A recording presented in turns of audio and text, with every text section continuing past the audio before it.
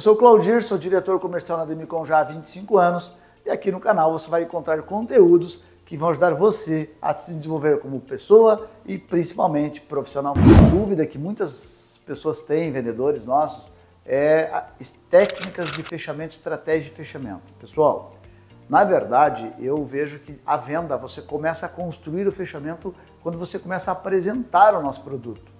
Eu quando vou apresentar o produto do consórcio, vou pegar lá a cliente que vai fazer o consórcio com a ideia de revenda da carta. Eu já vou fazendo perguntas no início para entender se já é o momento dele. Vou apresentar uma carta de 100 mil com investimento de R$290 por mês, R$300 por mês.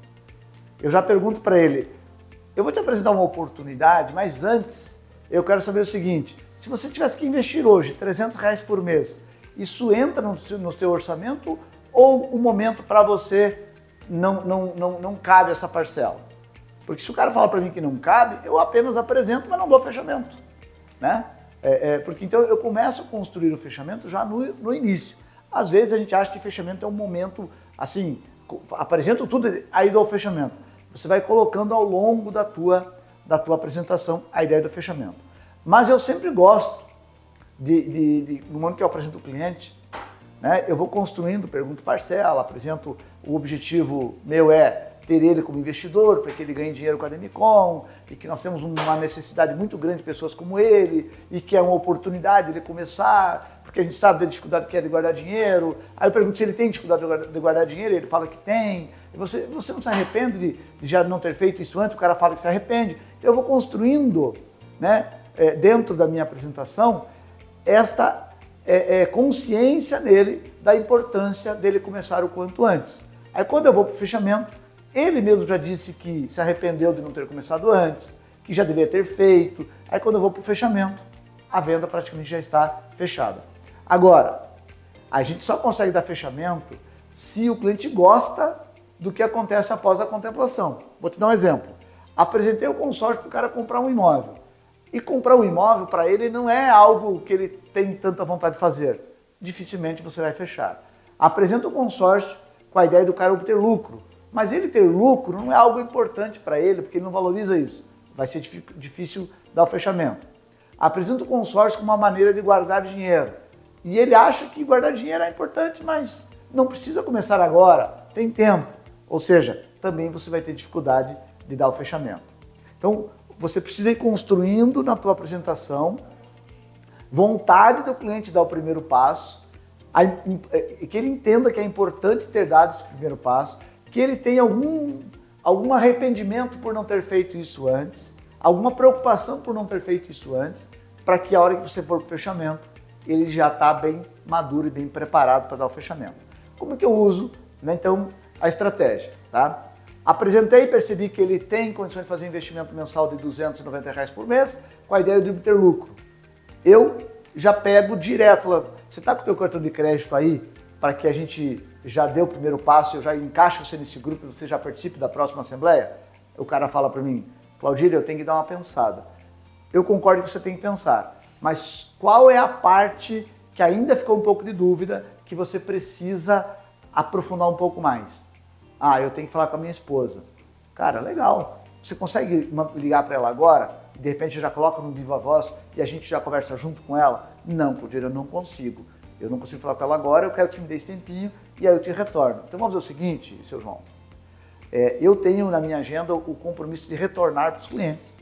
E fica mais confortável eu te retornar. Posso te ligar então amanhã às 10 horas? Aí o cara fala para mim, Claudir, mas eu não vou falar com a minha esposa hoje. Eu brinco com ele, mas você não vai para casa hoje? Né? O cara normalmente dá uma risadinha também, entra na brincadeira e fala, não, amanhã às 10 horas é confortável para você? Eu te ligo amanhã às 10. E aí eu ligo para ele amanhã às 10. Aí eu ligo para ele amanhã às 10 e ele não me atende. Ligo às 11 e ele não me atende. Por que eu assumo o compromisso de eu retornar a ligação? Porque se ele ficar no compromisso de me ligar e não me liga, eu não posso ligar para ele, porque era o compromisso dele me ligar. Né? E aí se eu ligar para ele, já virou uma corrida do gato e o rato, né? E eu passo a ser o gato correndo atrás dele. E eu não gosto dessa brincadeira, eu ficar correndo atrás do cliente. Então, eu fiquei de ligar para ele, amanhã, 10 horas, eu vou ligar. Ele não me atende, eu mando WhatsApp. Oi, seu João, tudo bem? Eu fiquei de ligar para você hoje às 10, acredito que esteja ocupado, me dá o melhor horário para te ligar, porque eu tenho uma novidade para passar para você. E qual a novidade, Claudir? Te vira, negão. Você que tem que criar uma novidade. Porque ligar para ele, e daí, pensou, não funciona. Tá? Principalmente se ele não atendeu a tua ligação. Então, mandei o WhatsApp, ele leu a mensagem e não me retornou. E não respondeu. O recado está dado, né, pessoal? Ele não quer. Já teve gente que falou, Claudir, empresta o teu telefone que eu quero ligar para um cliente porque ele não quer atender o meu número, eu ligo, ele não atende. Pessoal, se ele não atende o número que você está ligando e ele sabe que é teu, o recado está dado. Ele não quer. Ficou com medo de te falar não, ele não atende. Então, a fila anda, você vai para o próximo. Por isso que você tem que ter um volume grande de clientes que falam que vão fechar, porque a gente sabe que o número de pessoas, né, que decidem e que fazem é pequeno.